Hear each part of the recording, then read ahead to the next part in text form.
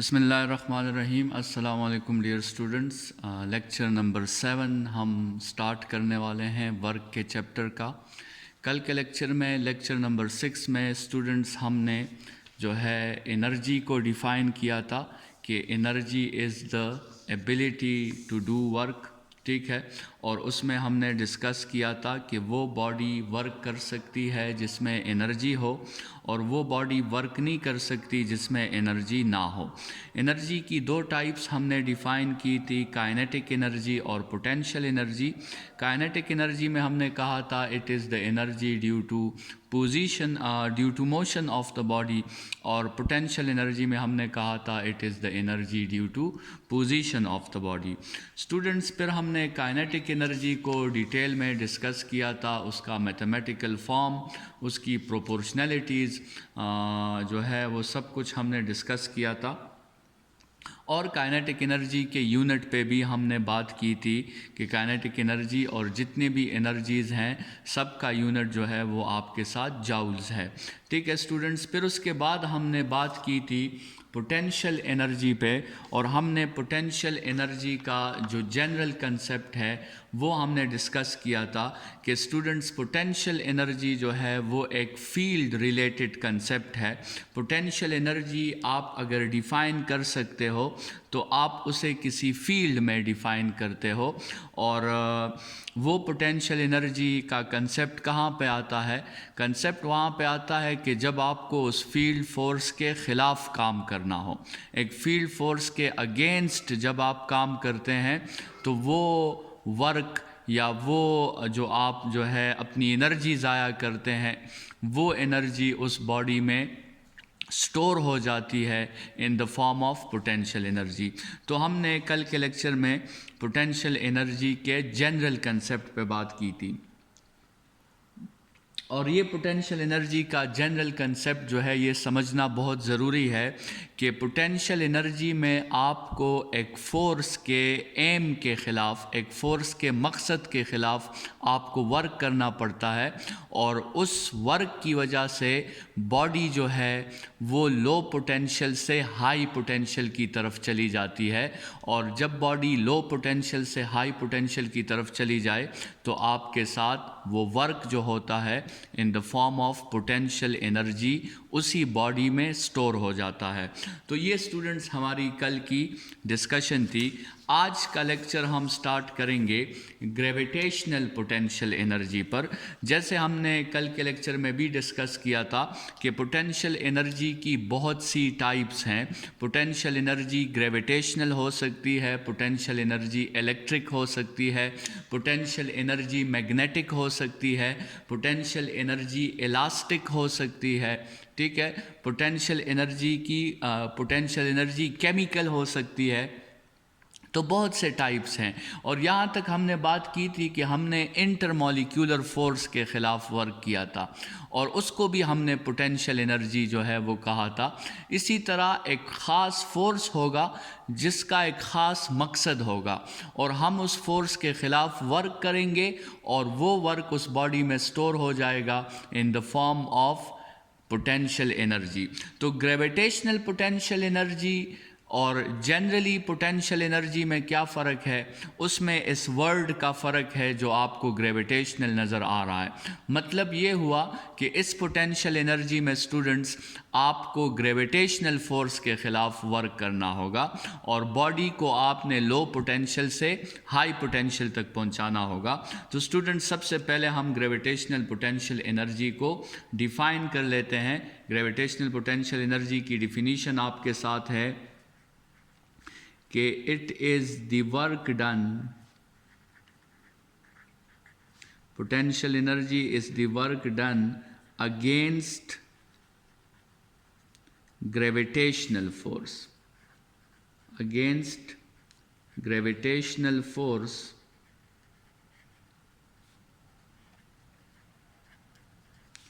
in which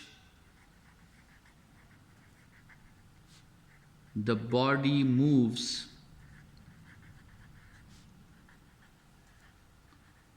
from low potential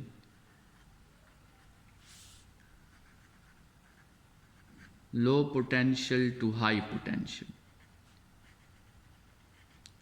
low potential to high potential. ठीक है, तो this is known as the gravitational potential energy. Gravitational potential energy में क्या होता है, आप ग्रेविटेशनल फोर्स के ख़िलाफ़ वर्क करते हैं और उसमें बॉडी क्या होती है, उसमें बॉडी लो पोटेंशियल से हाई पोटेंशियल की तरफ जाती है। वैसे ग्रेविटेशनल फोर्स का मकसद क्या है कि बॉडी हाई से लो की तरफ आए, लेकिन जब आप इसके अगेंस्ट वर्क करोगे तो फिर बॉडी लो से हाई की तरफ जाएगी और सिर्फ उसी केस में जो है बॉडी में उसी ग्रेविटेशनल फोर्स के ख़िलाफ़ पोटेंशियल एनर्जी स्टोर हो सकती है और उस पोटेंशियल एनर्जी को हम ग्रेविटेशनल पोटेंशियल एनर्जी कहते हैं। स्टूडेंट्स, बाज़ डिफिनीशंस में यहाँ पे एक इजाफी चीज़ लिखी होती है जो बहुत ज़रूरी होती है और वो होती है keeping the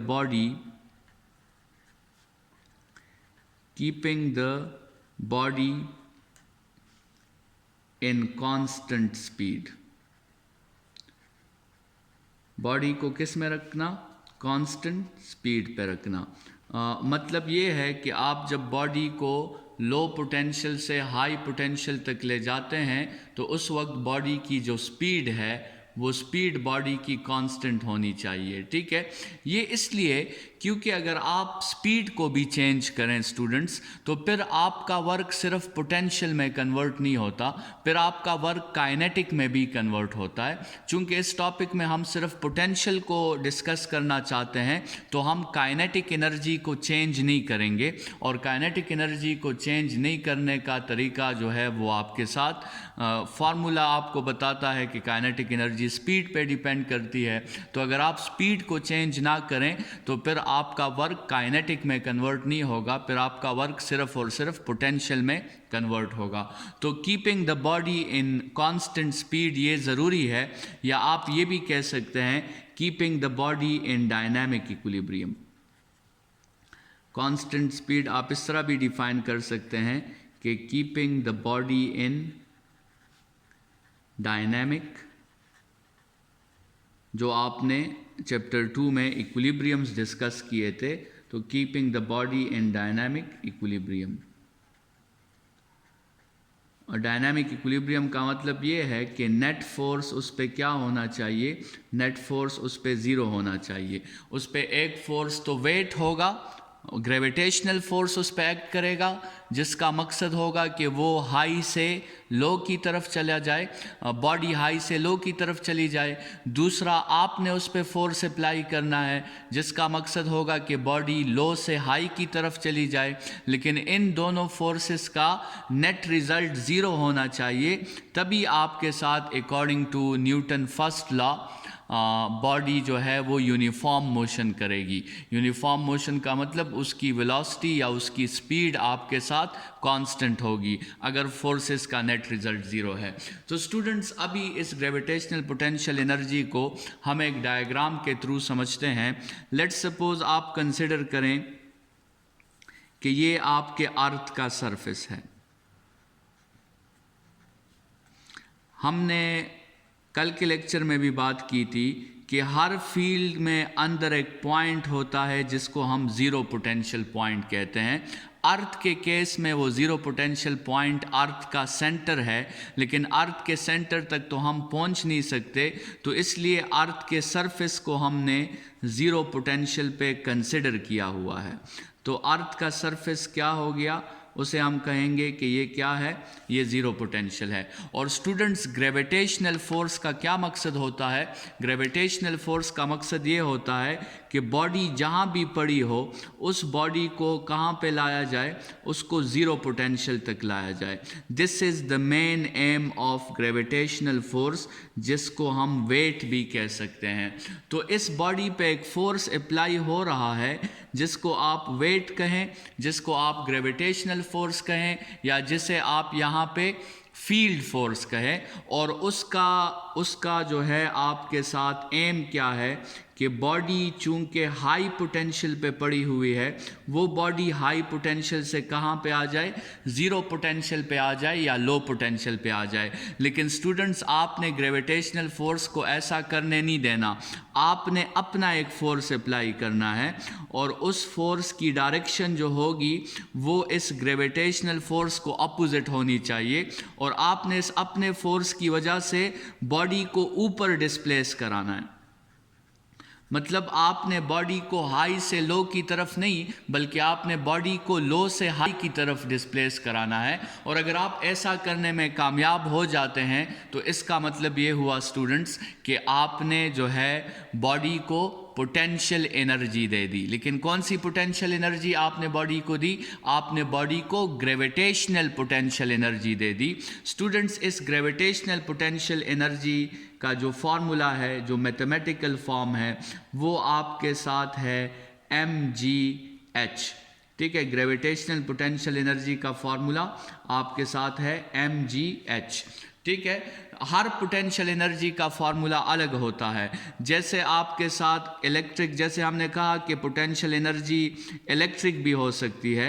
electric potential energy का फार्मूला होता है हाफ CV², जिसमें C कैपेसिटेंस है और V वोल्टेज है। इसी तरह इलास्टिक पोटेंशियल एनर्जी का फार्मूला होता है हाफ kx², जिसमें k स्प्रिंग कांस्टेंट है और x उसकी एक्सटेंशन है।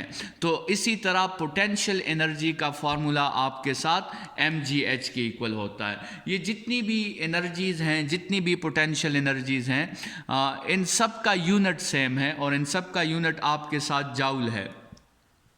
स्टूडेंट्स, कल हमने बात की थी कि जाउल जो होता है वो इक्वल होता है kg मीटर स्क्वायर पर सेकेंड स्क्वायर। और अगर आप इस पोटेंशियल एनर्जी के फार्मूला को देखें mgh, तो m का यूनिट लगा दें kg, g का यूनिट लगा दें मीटर पर सेकेंड स्क्वायर और h का यूनिट लगा दें मीटर। तो यहाँ से भी आपके साथ kg मीटर स्क्वायर पर सेकेंड स्क्वायर आता है। ठीक है, तो पोटेंशियल एनर्जीज को भी काइनेटिक एनर्जी की तरह जाउल्स में ही मेजर किया जाएगा। स्टूडेंट्स, यहाँ पे एक कंसेप्ट आपको समझाना बहुत ज़रूरी है कि जितनी भी पोटेंशियल एनर्जीज़ हैं, जितनी भी आपके साथ पोटेंशियल एनर्जीज़ हैं, चाहे वो ग्रेविटेशनल पोटेंशियल एनर्जी हो, चाहे वो इलेक्ट्रिक पोटेंशियल एनर्जी हो, चाहे वो मैग्नेटिक पोटेंशियल एनर्जीज़ हों, पोटेंशियल एनर्जीज़ जितनी भी हैं, ये सारे के सारे पोटेंशियल एनर्जीज़ नेगेटिव होते हैं। हम माइनस साइन लगाते नहीं हैं, लेकिन ये पोटेंशियल एनर्जी सारे के सारे ये नेगेटिव होते हैं।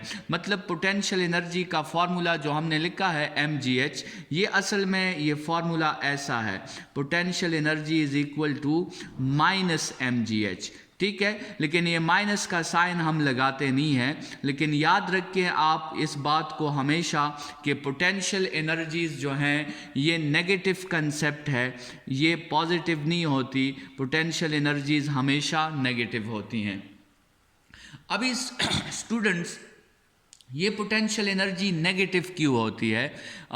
इसकी एक्सप्लेनेशन में कि पोटेंशियल एनर्जी नेगेटिव क्यों होती है, इसमें ये वर्ड बहुत इम्पॉर्टेंट है। ये जो आप ये वर्ड देख रहे हैं कि it is the work done against the gravitational force, it is the work done against the gravitational force. इस अगेंस्ट के वर्ड से हमें पता चलता है कि बॉडी जो है ग्रेविटेशनल फोर्स की डायरेक्शन में डिस्प्लेस नहीं करेगी, बल्कि बॉडी उसके बिल्कुल अपोजिट डायरेक्शन में डिस्प्लेस करेगी। तो इसका मतलब आपके साथ जो एंगल बनेगा, इस अगेंस्ट के वर्ड से आपको क्लियर हो जाना चाहिए कि एंगल जो बनेगा वो आपके साथ 180 डिग्रीज बनेगा। और स्टूडेंट्स, आपको पता है कि 180 डिग्रीज में जो आपके साथ एंगल बनता है, तो उस केस में वर्क आपका नेगेटिव हो जाता है। स्टूडेंट्स, इस कंसेप्ट को कि पोटेंशियल एनर्जी एक नेगेटिव कंसेप्ट है, इसको समझने के लिए दोबारा इस डायग्राम की हम हेल्प लेते हैं। देखें, एक बॉडी है जिस पे वेट एक्ट कर रहा है और वेट की डायरेक्शन है डाउनवर्ड। ठीक है। लेकिन हमने इस बॉडी को डाउनवर्ड तो डिस्प्लेस नहीं कराना। अगर हम इस बॉडी को डाउनवर्ड डिस्प्लेस कराएं तो ये तो आपके साथ क्या हो जाएगा, ये तो बॉडी हाई से जाना शुरू कर देगी, किस तरफ, लो की तरफ। हम तो ये नहीं चाहते, हम तो चाहते हैं कि बॉडी लो से जाना शुरू कर दें हाई की तरफ। मतलब बॉडी जो है लो पोटेंशियल से हाई पोटेंशियल की तरफ जाना शुरू कर दें। तो स्टूडेंट्स अब ज़रा आप खुद सोचें, वर्क का फॉर्मूला है F.D। अच्छा, F.D आपके साथ इक्वल होता है FD cos थीटा के। तो F.D की जगह हमने FD cos थीटा मेंशन कर लिया। और अभी आप देखें स्टूडेंट्स, F की जगह तो मैं लिख लेता हूँ, यहाँ पे जो फोर्स है वो mg है, तो F की जगह मैंने mg लिख दिया।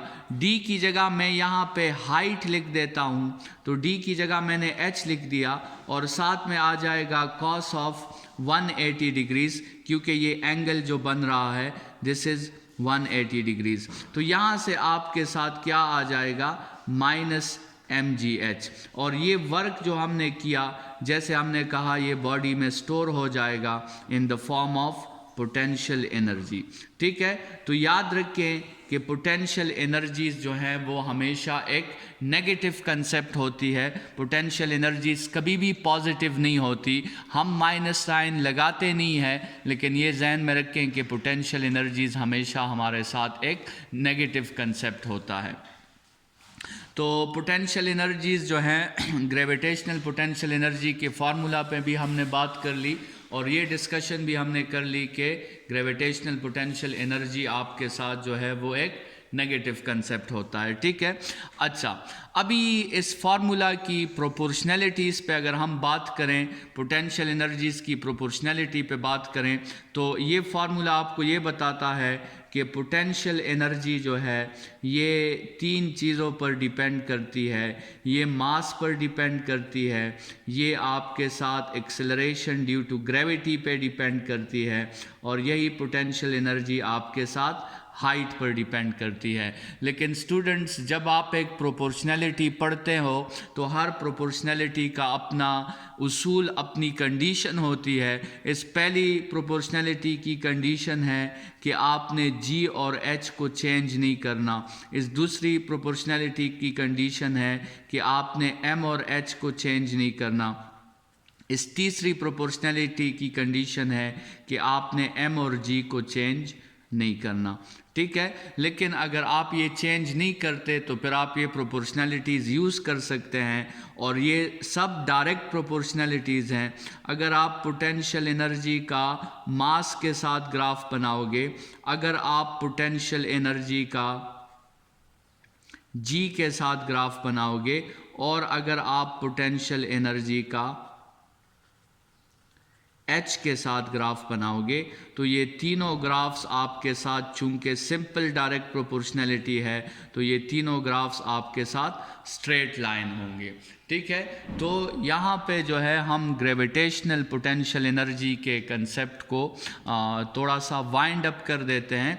इसी ग्रेविटेशनल पोटेंशियल एनर्जी की तरफ हम बाद में वापस आएंगे, लेकिन फ़िलहाल यहाँ हम ग्रेविटेशनल पोटेंशियल एनर्जी के कंसेप्ट को थोड़ा सा छोड़ देते हैं, और जनरली एक बात डिस्कस करते हैं। ये एक जनरल डिस्कशन है जो आपको हेल्प करेगी थ्रू आउट मेजरमेंट्स के जब हम किसी क्वांटिटी को फाइंड करते हैं, लेट्स सपोज हम टाइम फाइंड करते हैं, या हम लेंथ फाइंड करते हैं, या हम जो है मास फाइंड करते हैं, या लेट्स सपोज हम वॉल्यूम फाइंड करते हैं। फिज़िक्स में बहुत सी क्वांटिटीज़ हैं, और जब हम उन क्वांटिटीज़ को फाइंड करते हैं तो हम 2 तरीक़ों में एक तरीका चूज़ करते हैं। वो 2 तरीके कौन से हैं? जब आप किसी क्वांटिटी को फाइंड करना चाहें, तो या तो आप उस क्वांटिटी को डायरेक्टली फाइंड करते हैं, we find the quantity directly, जब हम किसी क्वांटिटी को फाइंड करते हैं तो या तो हम उस क्वांटिटी को डायरेक्टली फाइंड करते हैं या फिर हम क्या करते हैं, we find the change in that quantity, in that quantity.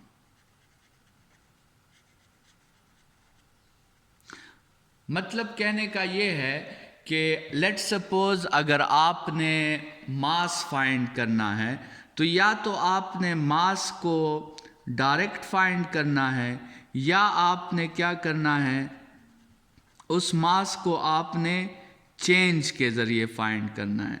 तो या आपने मास फाइंड करना है या आपने चेंज इन मास फाइंड करना है, जिसको आप डेल्टा एम से, यहाँ आप इसको एम से शो करेंगे, वहाँ आप उसको डेल्टा एम से शो करेंगे। या लेट्स सपोज आपने टाइम फाइंड करना है तो या तो आप टाइम फाइंड करेंगे या फिर आप चेंज इन टाइम फाइंड करेंगे, चेंज इन टाइम, जिसको आप डेल्टा टी से शो करोगे। इसी तरह लेट्स सपोज आपने जो है लेंथ फाइंड करना है, फ़र्ज करें, तो वही बात है कि या तो आप लेंथ फाइंड करोगे, जिसको लेट्स सपोज आप एल से शो करें, या फिर आप चेंज इन लेंथ फाइंड करोगे। और लेट्स सपोज उस चेंज इन लेंथ को आप डेल्टा एल से शो कर दें। और ये बात हम क्यों कर रहे हैं, ये बात हम इसलिए कर रहे हैं क्योंकि या तो आप पोटेंशियल एनर्जी फाइंड करोगे और या फिर आप change in potential energy find करोगे। ठीक है, हम इस पोटेंशियल एनर्जी और चेंज इन पोटेंशियल एनर्जी के कंसेप्ट को समझने के लिए हमने ये इतना जो है बड़ा टॉपिक डिस्कस किया। तो सबसे पहले हम ज़रा सी एग्ज़ाम्पल्स लेते हैं ताकि आपको पता चल जाए कि हम ये डिस्कस क्या कर रहे हैं। शायद आप तो डायरेक्टली जो है अभी तक बहुत कंफ्यूज हो गई होंगी कि इसका क्या मतलब है कि या कोई क्वांटिटी फाइंड करना है या फिर उसमें चेंज फाइंड करना है। तो एक एग्ज़ाम्पल के थ्रू जो है वो बताते हैं कि कैसे हम या तो क्वांटिटी फाइंड करते हैं और या हम उस क्वांटिटी में चेंज फाइंड करते हैं। तो लेट्स सपोज हम लेंथ मेजर कर रहे हैं। कंसिडर करें कि हम जो है हमारे साथ एक रॉड है, लेट्स सपोज हमारे साथ ये रॉड है और दो स्टूडेंट्स को हमने कहा, दो स्टूडेंट्स को कि आप इस रॉड की लेंथ फाइंड करें। बिल्कुल दोनों को हमने सेम रॉड दे दिया और हमने उनसे कहा कि आप दोनों क्या करें, इस रॉड की लेंथ फाइंड करें। ठीक है, तो पहला स्टूडेंट जो है उसने इस रॉड के सामने एक स्केल रख दिया, एक रूलर रख दिया, और दूसरे स्टूडेंट ने भी इस रॉड के सामने एक रूलर रख दिया। लेकिन पहला जो स्टूडेंट है उसका स्केल 0 से स्टार्ट हो रहा है, 0, 1 सेंटीमीटर, 2 सेंटीमीटर, 3 सेंटीमीटर, 4 सेंटीमीटर। लेकिन ये दूसरा जो स्टूडेंट है, कंसिडर करें कि इसका स्केल टूटा हुआ है और ये 3 से स्टार्ट ले रहा है, 3, 4, 5, 6 और 7। तो स्टूडेंट्स, ये पहला स्टूडेंट क्या रीडिंग लेगा, ये डायरेक्टली लेंथ की रीडिंग लेगा और ये लिखेगा कि द लेंथ इज 4 सेंटीमीटर। और ये दूसरा स्टूडेंट जो है ये लेंथ की रीडिंग नहीं लेगा, ये डेल्टा एल की रीडिंग लेगा और ये लिखेगा कि द लेंथ इज 7 - 3 और वो क्या लिखेगा, 4 सेंटीमीटर। ठीक है, तो यहां से आपको ये बात शायद क्लियर हो जाए कि जब भी हम कोई क्वांटिटी फाइंड करते हैं तो या तो हम उस क्वांटिटी को फाइंड कर रहे होते हैं या हम उस क्वांटिटी में चेंज को फाइंड कर रहे होते हैं। एक दूसरी मिसाल लें, लेट्स सपोज आप टाइम मेजर कर रहे हैं एक स्टॉप वॉच के हेल्प से, और स्टॉप वॉच में इनिशियल रीडिंग जो है वो कुछ ऐसे है और आप स्टॉप वॉच को ऑन करते हैं और फाइनल रीडिंग जो है वो स्टॉप वॉच की है 15। तो आप टाइम मेजर कर लेंगे, आप टाइम में लिख लेंगे कि द टाइम इज़ 15 सेकेंड्स। लेकिन लेट्स सपोज स्टूडेंट्स, जब आपने स्टॉप वॉच को ऑन किया तो स्टॉप वॉच पे इनिशियल रीडिंग जो है वो ऑलरेडी 15 थी और आपने उसे ऑन कर दिया और उसकी फाइनल रीडिंग आपके साथ जो है वो लेट्स सपोज 30 आ गई है। तो यहाँ पे आप टाइम फाइंड नहीं करोगे, यहाँ पे आप डेल्टा टी फाइंड करोगे और आप लिखोगे कि 30 minus 15 is equal to 15 seconds. ठीक है, तो यहाँ से जो है बात क्लियर हो गई कि जब भी हम कोई क्वांटिटी फाइंड करते हैं तो या तो हम उस क्वांटिटी को डायरेक्टली फाइंड करते हैं या फिर हम उस क्वांटिटी में चेंज जो है वो फाइंड कर रहे होते हैं। और स्टूडेंट्स ज़रा इस पे भी सोच लें कि कब आपने क्वांटिटी को डायरेक्टली फाइंड करना है, वो कौन से केसेस हैं जिसमें हम क्वांटिटी को डायरेक्टली फाइंड करेंगे और वो कौन से केसेस हैं जिसमें हम क्वांटिटी को चेंज के ज़रिए फाइंड करेंगे। तो याद रखें स्टूडेंट्स, अगर हमारा रेफरेंस जहाँ से हम कैलकुलेशन स्टार्ट कर रहे हैं, अगर हमारा रेफरेंस जो है वो ज़ीरो पे है तो फिर हम उस क्वांटिटी को डायरेक्टली फाइंड करेंगे। लेकिन अगर हमारा रेफरेंस ज़ीरो पे नहीं है तो फिर हम उस क्वांटिटी को डायरेक्टली फाइंड नहीं कर सकते, हमने फिर उस क्वांटिटी में चेंज जो है वो फाइंड करना है। स्टूडेंट्स, तो ये बात देखें बहुत ज़रूरी है कि यहाँ पे हमारा रेफरेंस ज़ीरो था, यहाँ पे हमारा रेफरेंस ज़ीरो था तो हमने उस क्वांटिटी को डायरेक्टली फाइंड किया। लेकिन यहाँ पे देखें हमारा रेफरेंस ज़ीरो नहीं है, ना ही यहाँ पे हमारा रेफरेंस ज़ीरो है, तो इन दोनों केसेस में हमने क्वांटिटी को डायरेक्टली फाइंड नहीं किया, हमने उस क्वांटिटी को चेंज के ज़रिए फाइंड किया।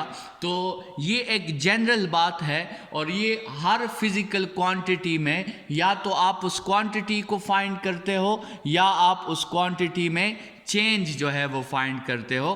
तो इसी तरह पोटेंशियल एनर्जी के कंसेप्ट में भी ये है कि या तो आप पोटेंशियल एनर्जी को डायरेक्टली फाइंड करोगे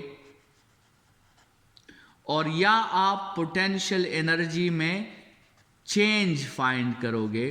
तो और वही बात कि पोटेंशियल एनर्जी डायरेक्टली कब फाइंड होगी, जब जहाँ से हम स्टार्ट लें वहाँ पे उस बॉडी की पोटेंशियल एनर्जी क्या हो, ज़ीरो हो। और चेंज आपने कब फाइंड करना है, वो उस वक्त फाइंड करना है कि जहाँ से आप स्टार्ट लें वहाँ पे बॉडी की पोटेंशियल एनर्जी ज़ीरो ना हो। स्टूडेंट्स, ये जो पहली आपकी टॉपिक है कि पोटेंशियल एनर्जी को या किसी भी क्वांटिटी को अगर आप डायरेक्टली फाइंड करना चाहते हैं तो इसको हमने एक स्पेशल नाम दिया हुआ है, इसको हमने नाम दिया हुआ है एब्सोल्यूट। जो हम डायरेक्टली फाइंड करते हैं उसके साथ हम वर्ड यूज़ करते हैं एब्सोल्यूट। तो ये हो जाएगा एब्सोल्यूट ग्रेविटेशनल पोटेंशियल एनर्जी, ये वाला केस जो है। जैसे यहाँ पे हमने एब्सोल्यूट लेंथ फाइंड कर लिया, यहाँ पे हमने एब्सोल्यूट टाइम फाइंड कर लिया और यहाँ पे हमने चेंज इन लेंथ फाइंड कर लिया, यहाँ पे हमने चेंज इन टाइम फाइंड कर लिया। तो उसी तरह अगर आप पोटेंशियल एनर्जी को डायरेक्टली फाइंड करेंगे तो हम कहेंगे कि this is absolute gravitational potential energy, और अगर आप उसको सब्ट्रैक्शन से फाइंड करेंगे तो फिर आप उसे कहेंगे कि this is the change in electric potential energy. तो change in electric potential energy भी आप जो है मालूम कर सकते हैं और एब्सोल्यूट इलेक्ट्रिक पोटेंशियल एनर्जी भी आप मालूम कर सकते हैं। एक छोटे से एग्जाम्पल के साथ जो है इस लेक्चर को वाइंड अप करते हैं। कल का लेक्चर पर हमारा एब्सोल्यूट ग्रेविटेशनल पोटेंशियल एनर्जी पे होगा जिसमें हम डिटेल में उसकी डिराइवेशन करेंगे। लेकिन आज के लेक्चर को इस बात से वाइंड अप करते हैं कि लेट्स सपोज ये अर्थ का सरफेस है और अर्थ का सरफेस होता है ज़ीरो पोटेंशियल पे। अर्थ का सरफेस हमारे साथ किस पे होता है, ज़ीरो पोटेंशियल पे। वैसे ये होता नहीं है ज़ीरो पोटेंशियल पे, हमने ज़ीरो पोटेंशियल पे इसे कंसिडर किया हुआ है। कंसिडर करें कि एक बॉडी है जो अर्थ के सरफेस पे पड़ी हुई है और आप इस बॉडी को एक हाइट देना चाहते हैं 10 मीटर्स, और इस बॉडी का मास है 10 kg, और इस बॉडी पर g भी है 10 मीटर पर सेकेंड स्क्वायर। तो स्टूडेंट्स, आपने इस बॉडी पे जब आप इसे ऊपर ले जाओगे तो ये बॉडी खुद तो नहीं जाएगी, तो आपको इस बॉडी पर वर्क करना होगा। वो वर्क जो है वो किसके इक्वल होगा? वो वर्क इक्वल होगा mgh के। तो m की जगह आपने 10 पुट कर दिया, g की जगह आपने 10 पुट कर दिया, हाइट की जगह भी आपने 10 पुट कर दिया, तो ये वर्क आपके साथ इक्वल हो गया 1000 जूल्स के। ये तो चले बात हो गई कि वर्क तो आपने फाइंड कर लिया, लेकिन स्टूडेंट्स क्वेश्चन यहाँ पे आता है कि इस वर्क को हम क्या कहें? क्या इस वर्क को हम पोटेंशियल एनर्जी कहें या फिर इस वर्क को हम चेंज इन पोटेंशियल एनर्जी कहें? तो स्टूडेंट्स, आपको ये सोचना होगा कि रेफरेंस कहाँ से हमने स्टार्ट लिया है।